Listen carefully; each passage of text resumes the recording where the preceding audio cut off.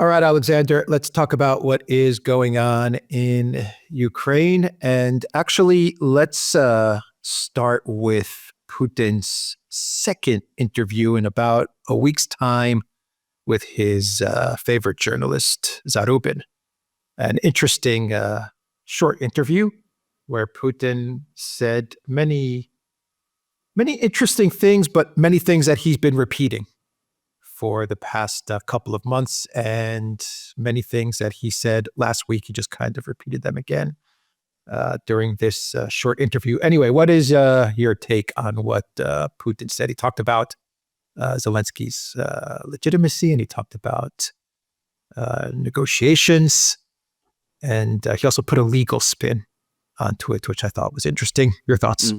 Well, of course, this is Vladimir Putin, the lawyer. He's reminded us all recently of a point that we make many times on the Duran, that he is actually a trained lawyer. In fact, as I've said many times now, I believe that he's not just a trained lawyer. I think he's the lawyer who's actually practiced law at some point. I think at some stage in his career, in ways that have never been explained or disclosed, he's actually done actual formal legal work, because he thinks like a lawyer and talks like a lawyer all the time in ways that you just don't do if you've merely studied it. Now, briefly, my big take on these interviews that Putin has given with Zarubin is that, yes, he is prepared to talk. He's certainly prepared to talk with the Americans. But one person that he's not keen to talk to at all is Vladimir Zelensky. And in fact, if you go through the very carefully constructed legal arguments that he's come up with, he basically says that you can't talk to Zelensky anyway, because there is no actual legal sense in doing that. He says that Zelensky signed this decree on the 2nd of October 2022, which prohibits Zelensky or anyone else from conducting negotiations with Russia, whilst Putin himself remains leader of Russia. Putin, of course, himself is not going anywhere. Putin says that in order for talks to begin, that decree has to be rescinded. Now, the Russians have been saying this for the better part of a year, ever since people started floating the possibility of talks.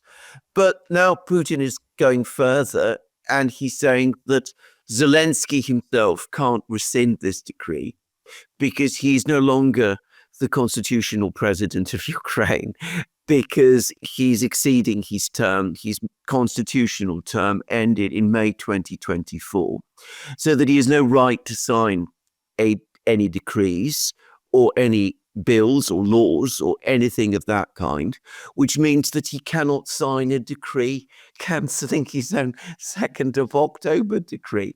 Someone else must do it, but it cannot be Zelensky. Now, when, of course, Putin says something like that, what he basically is saying, Zelensky isn't somebody that the Russians can have as a party to negotiations. I mean, he's basically saying Zelensky is such incredibly damaged goods that, decree or no decree, he is simply not a suitable person to have in a negotiating room or to negotiate with. And of course, Putin has gone over the whole story of the original negotiations that took place in March and April 2022, the ones that led to Istanbul, the ones that fall apart. And if you track carefully what he's saying, and of course, Putin is always talks in this very measured way, but if you track what he's saying, he basically says that, all right, the Americans did their thing, the British did their thing, Boris Johnson played a role, but ultimately, Zelensky himself must take a very heavy, perhaps even the main part of the responsibility for the failure of Istanbul. Perhaps he was actually trying to pull the wool over the Russians' eyes all along, and it was never really intended seriously. And that in light of all of that, he can't be trusted, and you can't negotiate with this man. You can't trust anything he says. You can't trust anything he writes. You can't put any faith in his signature on any document. So the sooner he's gone, the better. And I think this is a message he's trying to convey to the Americans. I mean, he's right, isn't he? I mean, Yeah, of course he is. He did say in the interview any agreement that were to be signed would come under a tremendous amount, he said, of legal scrutiny. Yeah. Absolutely. Yes. So, I mean, the first thing that lawyers would say is, well, this signature, which says Volodymyr Zelensky, well, is it really a binding signature to this negotiation, to this treaty, whatever comes about? And there's going to be a lot of question marks there, obviously. Absolutely. Because, and Putin was hinting at the fact that maybe the Rada, maybe the parliament, they're the ones that can rescind this decree, because as president, Zelensky can't, well, as the illegitimate president, but the West sees him as the president, he can't really rescind this decree. And so maybe the parliament does it, but will the parliament rescind the decree? And it's just a whole big, it's a big mess that they've gotten themselves into. Absolutely. But, I mean, by the way, Putin is right, because whenever there's been any attempt to come to any agreement with the Ukrainians, I mean, we go back to the compromise, for example, that had been hammered out between the Ukrainian parties in February 2014, just before the Maidan events, which was supposed to set out a timeline leading to elections at the end of 2014, and which was supposed to bring to an end the political crisis and the protests in Maidan Square. Within hours, the Ukrainians went back. The Maidan movement, which is, of course, the movement to which Zelensky himself belongs, they went back on all of that. The European Union, its ministers acted as guarantors for that agreement. The moment it collapsed, they completely forgot all about that. So that was one agreement that fell apart almost instantly. And then the Russians have recently been providing a lot of information, Lavrov especially, about the negotiation of the Minsk Agreement of 2015, which was also supposed to provide a timeline to end the war. And again, the Ukrainians signed it. Poroshenko signed the declaration that went with it. The Ukrainian representative on the trilateral contract group signed it. The European leaders, Merkel and Hollande, apparently assured Putin that they would act as guarantors of this agreement and they would see that it was done. The UN Security Council voted for it. And again, of course, what immediately happened was that the Ukrainians started to play games with the agreement. They started spinning all kinds of stories about it. The Rada played all kinds of games and maneuvers with it. So Putin says, look, I'm not going through all of that again. I tried one last time in Istanbul, and it all fell apart, again, for the same reason. The Ukrainians come along, they present us with a document which they've initialed.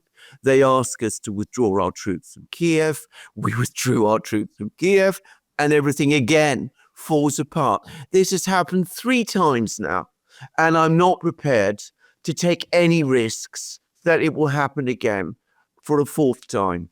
So clearly, the Ukrainians have to get their own position in order. They have to have proper representatives representing them in the negotiations, whose signature they accept as binding to any agreement that is done, so that when the agreement is made, they have no wriggle room this time and can come up with any kind of excuse that they want, that they don't need to honor it. Now, of course, putting it in that way and looking back on the previous history, given that whatever happens, let's say Zelensky goes, let's say someone else takes his place, let's say it's the Speaker of the Rada, who Putin says at the moment has the constitutional authority. The reality is that the Ukrainians will always come up with some kind of reason, excuse, mechanism to go back on whatever it is that they've agreed. Putin knows that perfectly well. So yes, he is right, but he's also setting in effect an impossible condition, because clearly he doesn't believe that the Ukrainians are interested in a real negotiated solution. And he's probably right.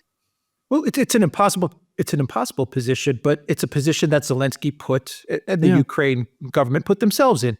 Absolutely. Because they rescinded, let's not forget why they rescinded this negotiation. They rescinded it because they thought they were going to win the conflict, because Boris Johnson told them they're going to win the conflict. Then Blinken and Sullivan, they told them, you are going to defeat Russia. We're going to place 40,000 sanctions on the Russian economy. It's going to crumble. Putin's going to be removed, and you're going to be the victors. So they said, great, let's just get rid of the ability to negotiate with Putin just in case. But if even if the Rada, the parliament, the Ukraine parliament, rescinded this decree, isn't it then an admission that Zelensky's illegitimate? Yeah, legally? Absolutely. Of course, that's basically the Rada saying, well, this illegitimate guy can't rescind it because he's illegitimate, so we'll rescind. I mean, absolutely. They're boxed in. It is. It's the end of Zelensky. I mean, if that happens, if the Rada starts making decisions of that kind, then what is Zelensky's role? He's not. I mean, he just admits to the fact that he isn't any longer the constitutional checkmate president Putin. of Ukraine. It's checkmate, exactly. Now, he is nothing if not an extremely skilled player at this sort of thing, and that's basically what he's saying. So, I mean, what he's basically saying is, no, I mean, Zelensky clearly cannot be involved in negotiations. Zelensky has no legitimacy. Zelensky must go. And what takes his place, of course, is thrown up into the air. Is who? Exactly. Who takes his place? It's thrown into the air. There's no simple answer to that one. I think that's a very legitimate question to ask. Who? Is there another election? Is there election from the canceled election of March? Do you hold an election to figure out who takes his place? Is someone appointed? Does the U.S. sign on Ukraine's behalf? I mean, who takes his place? Putin's 1,000% correct on this. Yeah, absolutely. Yeah, but you cannot fault his you cannot fault his legal reasoning.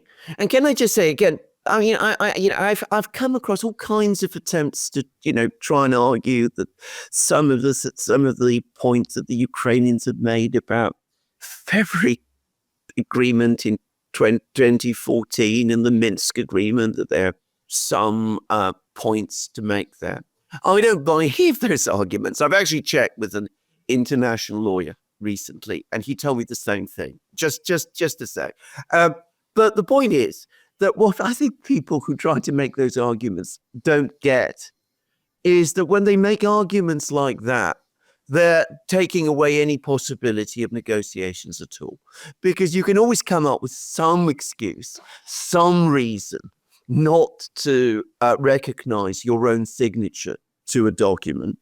But of course, if you do that, you destroy all possibility of trust and you remove all options for negotiations. So Putin, I think, is absolutely right. He's taking a completely watertight position. Legally speaking, I don't think it can be faulted.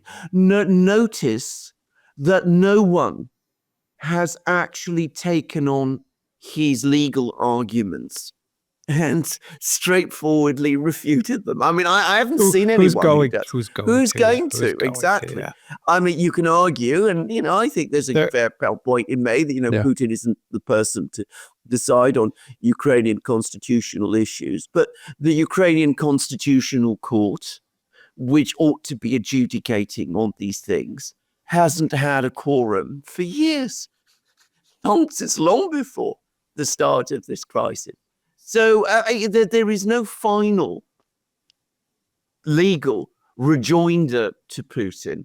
And he's clearly had this thing researched for him very carefully by the people in his foreign ministry. And I don't really think there's a way around this.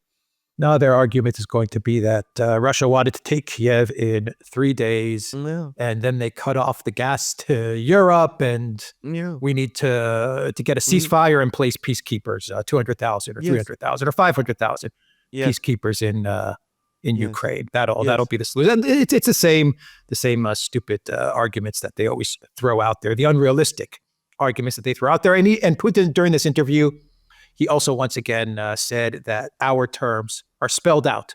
Yes. Those are the words that he used. He said, Yes. we have spelled out our terms for negotiation. So that brings us to Trump. That brings us to Rubio.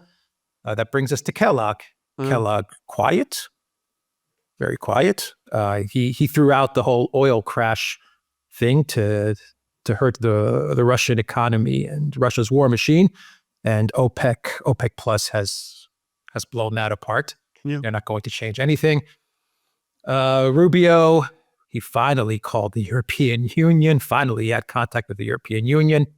The EU is inviting Rubio and Ukraine to some sort of meeting on February 12th, which will be the first time that they're going to have contact with Kiev. February 12th, the first time the new administration is going to have, maybe, because Rubio hasn't accepted this invitation, maybe the first time they're going to have contact with Ukraine. That's a lot of time has gone by, time that Ukraine does not have, time that the West does not have, because Russia continues to advance. And Trump has also been silent over the past week. Now, as we're recording this video, he may post something this afternoon on Ukraine. Who knows? But as of the moment of this recording, for about a week, he hasn't really said anything about Ukraine. Yes. Which is actually a good sign, at least in my opinion, because it means that they're all starting to think about it and they're saying this is a complete mess.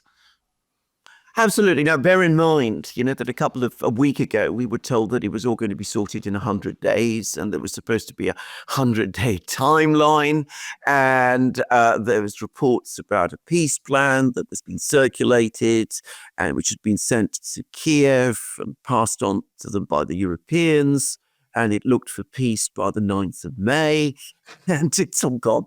I mean, because with every single day that passes, that 100 days is being eaten away. Now, I think this is absolutely a good thing. Can I just say this? I think this is absolutely the right approach for the Trump administration to take. I think that they came in maybe on the 20th of January. They were expecting that the Russians would be phoning up, that Putin would want to speak to Trump immediately, that they'd be able to get some kind of process going, that they assumed that the Russians really were suffering appalling losses and that their economy was really in crisis. And I think they've now gradually come to understand that none of that is true.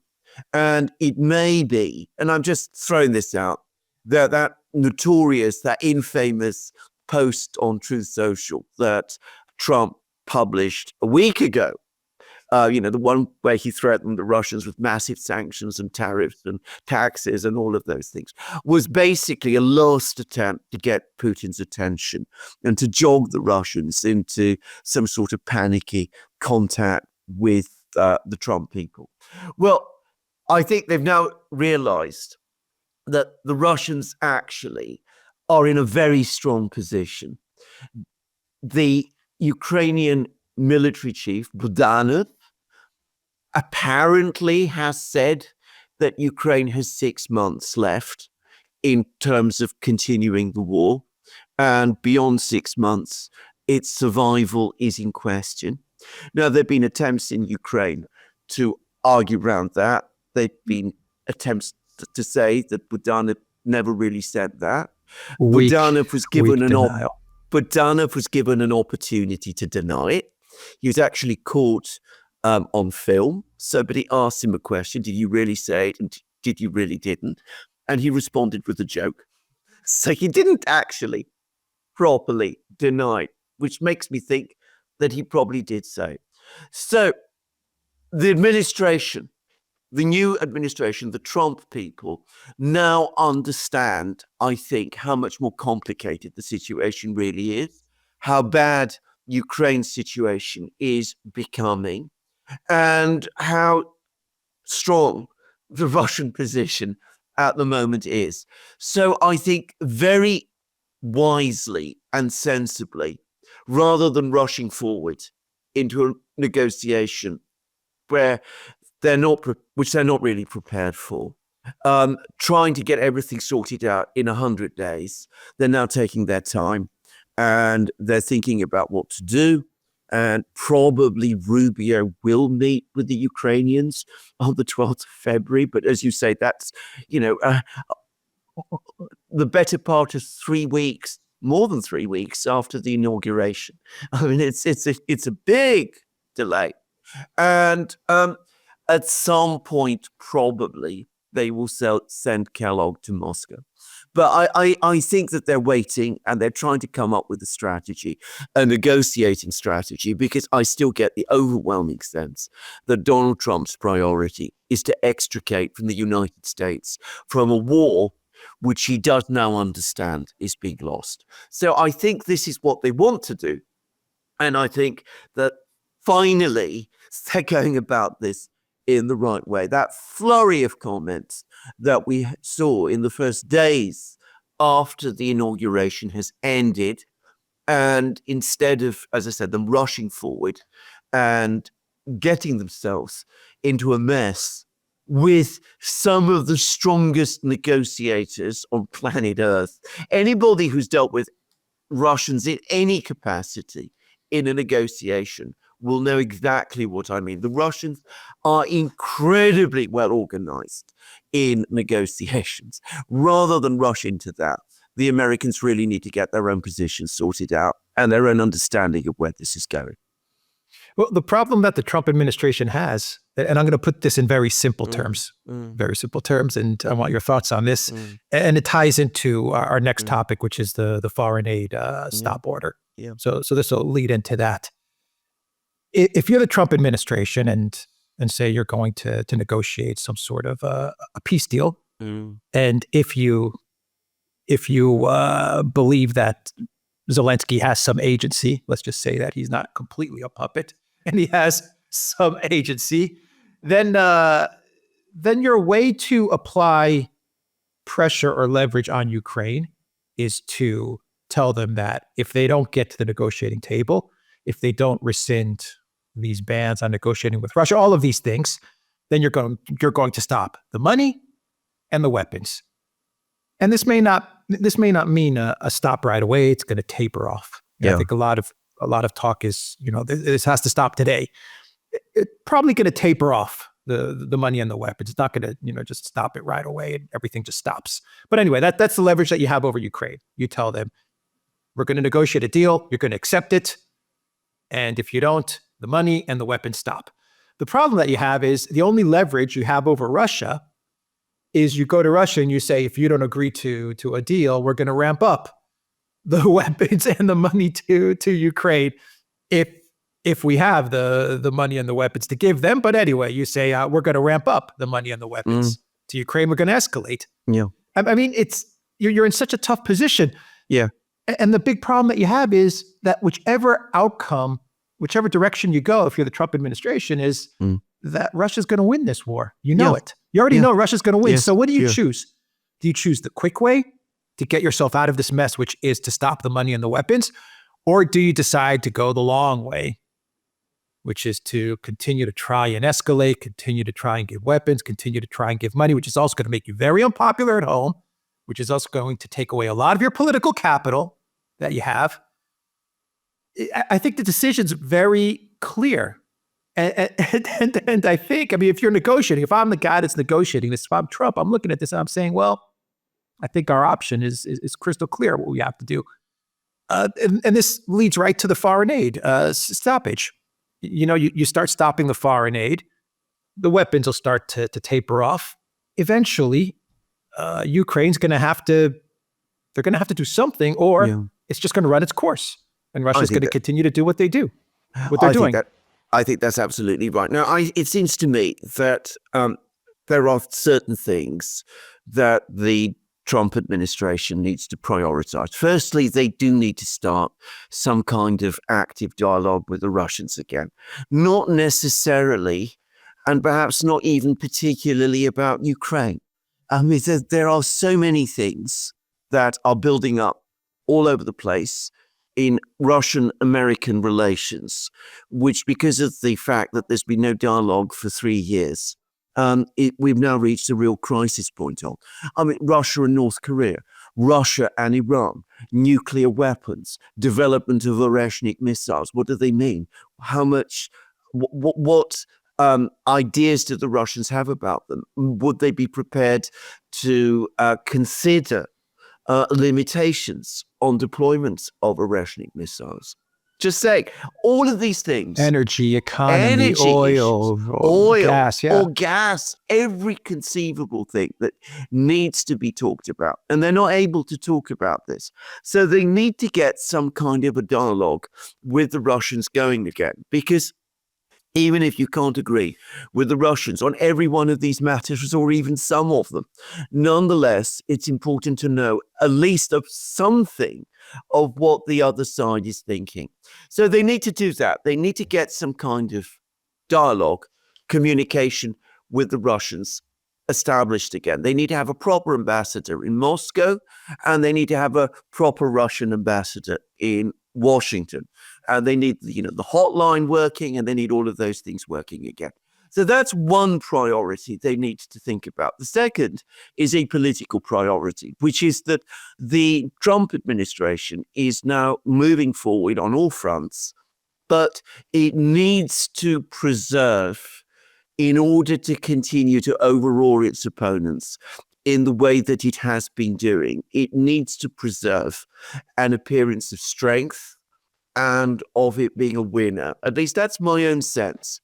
And that argues against becoming involved in a very, very long negotiation with the Russians of the kind that Richard Nixon engaged in with the North Vietnamese in Paris, leading ultimately to only one outcome, which is a Russian military victory. So I would have thought, just as you said, that this is not really a good plan for the Americans to be in.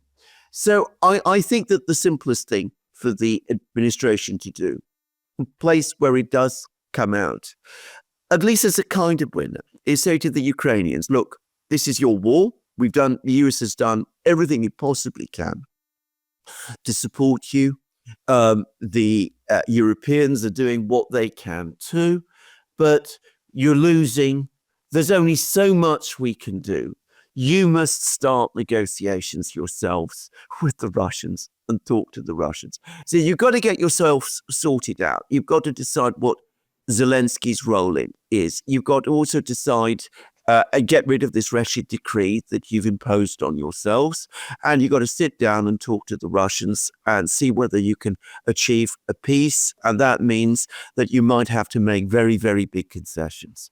And we're prepared to support you through those concessions, but that's what you must do. And that throws the responsibility back onto the Ukrainians and onto the Europeans. And in order to get the Ukrainians to that point, you impose leverage, the very real leverage you have over them. You enforce the stop order, aid stop order, which is what we are seeing at the moment. Of course, it is a general stop order on all foreign aid to all kinds of countries, but it's particularly relevant to Ukraine at the moment. And it is having a major effect, and it's causing serious ructions. In Kiev now, it's increasing the political pressure in Kiev. And you're starting to see the signs of this. Firstly, you see the signs of this in Zelensky's own comments, which are becoming even more baroque and weird than they usually are. You see this in Budanov's admission that Ukraine has just 6 months, that the war could be lost. You see this in this crisis that there is now within the defense ministry, with the defense minister facing allegations of corruption. And when that happens, that is a clear sign that there are political tensions going on in Kiev, because everybody knows that corruption in Ukraine is a given, and corruption battles are always and invariably symptoms of a deeper geopolitical conflict. That's been my experience, and I see no reason to change that. And gradually, you squeeze until finally you get the Ukrainians to talk. And then they talk to the Russians, and then you leave them to themselves and see what they can do. And I think that is probably the only real negotiating strategy that the Trump people have. I don't think it is in their interest to get into a protracted negotiation with the Russians about Ukraine. I have never thought so. I've always said that I thought that was a bad idea. We've been saying that for a while now. Yeah. We've been saying that for many months. Yeah. But I agree with you. I think actually the best way forward for the United States, for the Trump administration, is to play to your strengths. Yeah. And your strengths are marketing, the media, the messaging. Yeah. Make it appear as if you need to engage diplomacy with Russia on many topics. Ukraine is one of them. But throw out there, throw many topics out there. So at the end of the day, it is a win for you. Yeah. That's the trick that you want to put out there, the impression that you want to give. Yes, Ukraine is a tough one. We're trying to get Zelensky to talk to Russia and to wind this thing down. But we have X, Y, and Z issues, which are even more pressing, more urgent. Nuclear war and inflation and the economy and energy and gas and oil. And more money in the American citizens' pockets because we want to bring prices down. All these things, you can throw all this stuff out there. You minimize your involvement in Project Ukraine. That this is the perception that you want to throw out there. You minimize your involvement or make it seem like your involvement is minimal, and you blow up all the other issues that you have to discuss with Russia. And yeah, like you said, you keep on squeezing Zelensky, and eventually something's gonna pop. If you squeeze hard enough, something's gonna go. I mean, just real quick, the stop of foreign aid even goes to the media companies, and we're seeing the media companies in Kiev, in Ukraine, they're begging the EU for money, which is incredible. It's now revealed, it's out in the open that they were state-funded media. U.S. state-funded media. The Ukraine media companies were U.S. state-funded. I believe a Ukrainian MP gave an interview and said that 9 out of 10, 90% of all the media companies in Ukraine were 100% dependent on U.S. money from the U.S. State Department. There's some problems here as well, Alexander. This was never disclosed. No. These media companies actually did have an obligation to disclose that they're getting their money from the United States. That's a problem. They never disclosed that. And it shows that over the 4 years of this conflict, pretty much all of the information that they were giving out about the conflict in Ukraine was originating. You can make the assumption that it originated from the Department of State. In other words, from Duran, from Blinken, from all of these people. I mean, it just went in a circle. Correct. That's exactly. This is incredible. That is exactly true. I mean, it was a closed media bubble funded by the U.S. taxpayer. In fact, the people don't understand. And by the way, which is barely reported here in Britain. It's embarrassing. And I understand in most of Europe. But it's absolutely correct. The stop order has exposed the fact that the entire media landscape in Ukraine, which is the landscape, it's from the Ukrainian media that the European media and the American media itself has been taking stories, was actually at all times funded by the State Department. That includes casualty numbers, Alexander? Well, casualty numbers, everything. He who pays the piper calls the tune, as we all know. And given who we're talking about, Blinken, Nuland, and the others, we can very well imagine the tune that these people were citing. I mean, it's been actually an astonishing revelation. And of course, that's only, I suspect, the start of it, because the media people have been immediately affected. But gradually, we're going to see that more and more of what passes for Ukrainian civil society, the various NGOs and charitable organizations and things of that kind that function in Ukraine, and which again have been the people that Western journalists, when they go to Ukraine, go to and speak to. It turns out that they were actually being funded, in fact, ultimately employed by the US State Department, again, the Western journalists and other, people from other Western NGOs and whatever it is who went to speak with these people. They were just being replayed the tune that the State Department was setting. So this is it is an astonishing revelation, and we're now getting more and more little segments of admissions appearing in the media in the United States that this stop order is affecting at least some military supplies to Ukraine. It's very unclear how this is happening because obviously we have the big ticket items that are being sent by the Department of Defense and which were being funded through various appropriations. But as you have pointed out in program after program that has been done, so much of the war almost certainly was being done by off-the-book items through funds that have probably been administered mostly, I suspect, by the State Department again, and probably not cleared through congressional appropriations.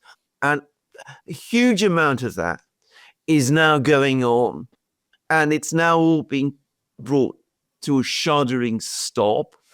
And apparently there are people in Washington who are now saying that there needs to be proper accounting done. And who are they throwing under the bus? And they're starting to throw people under the bus. Who in Ukraine? The defense minister, right? The defense minister's been thrown under the bus. It all makes sense now, yeah. And all sorts of people in Washington are being suspended, pending investigation. So this whole, boondoggle is now coming to a stop. And I mean, it gradually, with every day that it continues, we're going to learn more and more and more about this. And I wouldn't be surprised if when we finally, if we ever do get to the day when we get the real figures, we're going to discover that they're not just more than Congress authorized, which I think is a certainty. I think it'll be multiples more than Congress authorized. It's going back many years, probably. All done through all kinds of shady, off-the-book devices, mechanisms.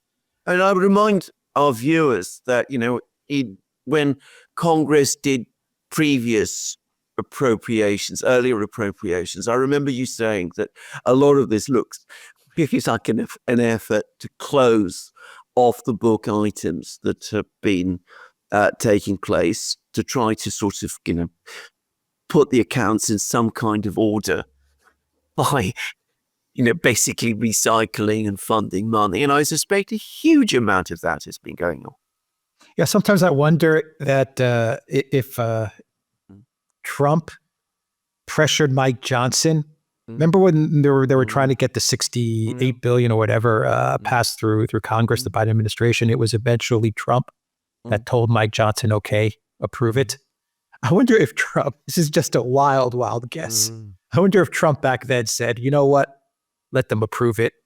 I've got a feeling that all of this stuff is corrupt. And if I win, then I'm going to have them. I've got them by the you-know-what, because we're going to do an audit and we're going to find all of this stuff, which eventually leads back to a lot of Washington, right? And if you want to clean up the swamp, well, you've got a nice money trail that you can audit.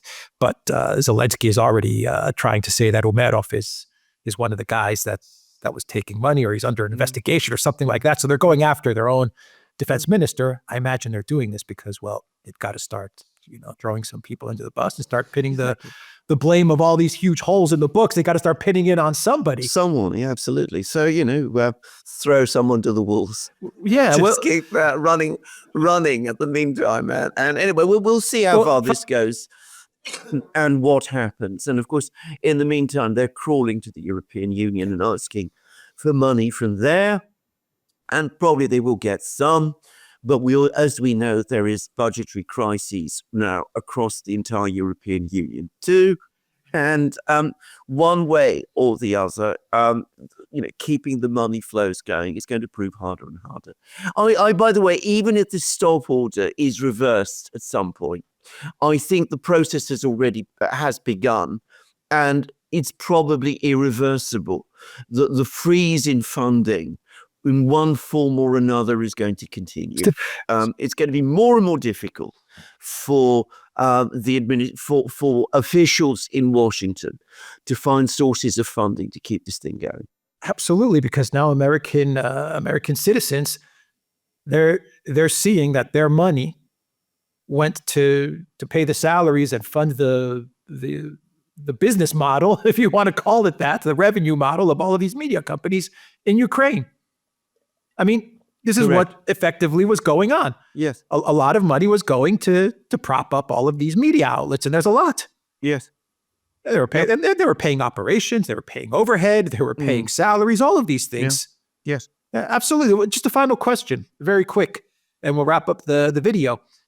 Do you believe that now that all of this has been exposed, that the Ukraine media companies are effectively U.S. state-sponsored media outlets, will the big US, UK, EU mainstream media outlets start to distance themselves from the Ukraine media outlets and something like that happening? I mean, do you see something like that going on now, or will they still work with them and get their information from them? Right. Now, there's two things. Before I get to that, there is one very important point that I do want to make, which is, of course, that the stop order is supposedly stopping funding for, right across the board, except for Egypt and Israel.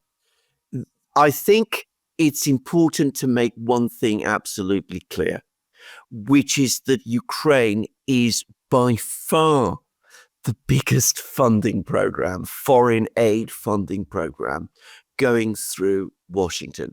It's been going on like that for a long time, probably since before the conflict began. In fact, going all the way back to 2014 and before then.